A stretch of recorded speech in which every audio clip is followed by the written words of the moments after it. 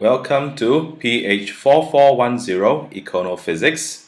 In this short video segment, I will show you how to import the closing price data for the stock that I've downloaded from Yahoo Finance, which is Apple, and from the closing prices, calculate the daily returns for Apple. And let's get started. So we have downloaded the historical prices of Apple from Yahoo Finance, and it is in the format of a CSV file. In this CSV file, the data fields are separated by commas, and if you click on it, and if you have Microsoft Excel installed, then Microsoft Excel will be open by default. And here it will be, you see the data is already separated into their respective columns, and the first line is actually the header of the data file, and you can see from here that the first field is the date that we are interested in. The second field is the opening price for that day. The third field is the highest price in that day. Field D is the lowest price of the day, and field E is the closing price of the day. And then field F, of course, is the trading volume for that particular day, and then field G is something called the adjusted closing price, which we will not pay attention to. So the first thing we need to do is to copy this data into MATLAB or Octave. Now, if you have MATLAB, you can already directly import this data into MATLAB. But since I don't have MATLAB, I will use Octave, and directly importing a CSV file is problematic on a Mac because of the difference between a line return and the end of a line. But so I'll just directly copy this particular closing price column directly into Octave. So first I shall copy the entire all the closing price data. Hit Ctrl C to copy it.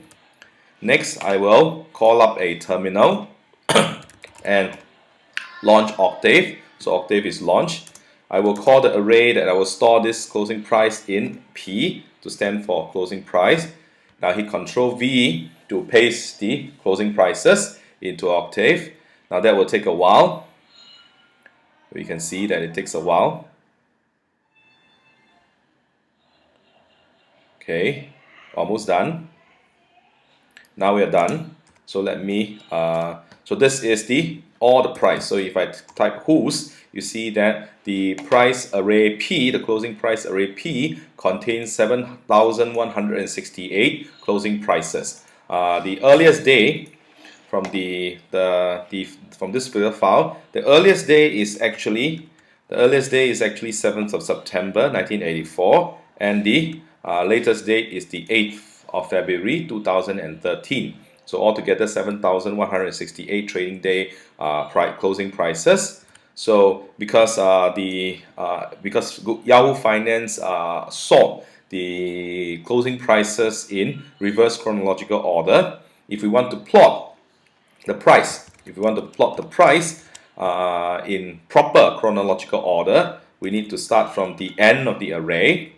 And then we have to make sure that we keep moving downwards until we reach the first element of the array, which is the latest price. So if we do this particular construct, n colon -1 colon 1, we will regain the chronological order, and we plot this. This is what we will find.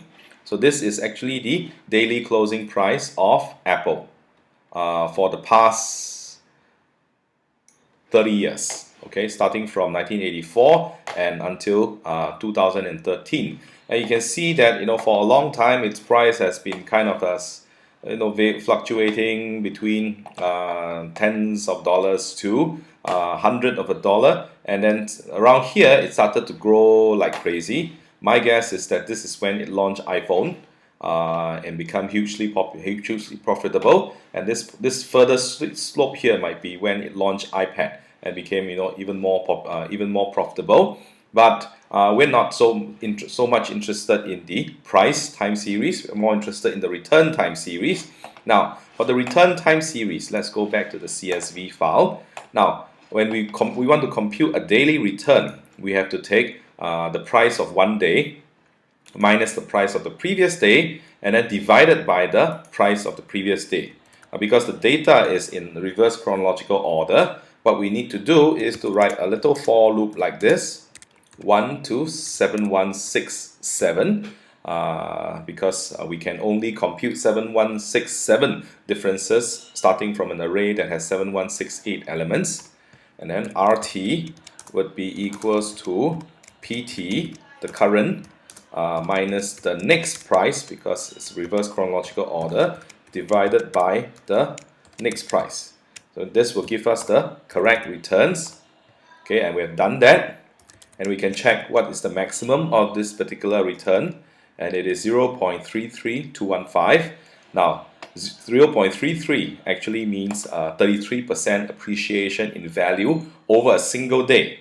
Of course, this is phenomenal. If we look at the minimum, we find that this is minus 0.51869.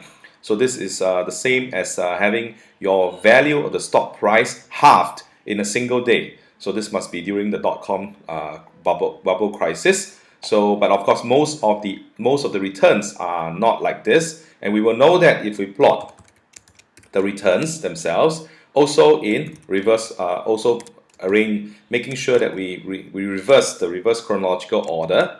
And this is how the returns look like. And you see that there are very sharp drops. Okay, these are big crashes. And then there are also days where there are very strong appreciation in the value of the stock price. But most of the time, you see that the daily returns is confined to this very narrow band down here.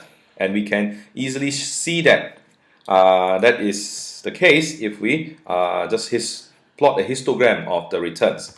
So for plotting histogram, we do not need to change the order of the array. Let's just plot with 100 bins and see what happens. And you see that there is a very strong peak around 0, and in fact most of the returns are 0 beyond, say, minus 0.2 and above 0.2. So let us restrict our axis range to between 0 and 0.2, and from 0 to 1200, and you can see that this is the histogram of the most common returns. And you can see here that if you like to think that this might be a Gaussian, it looks kind of like it.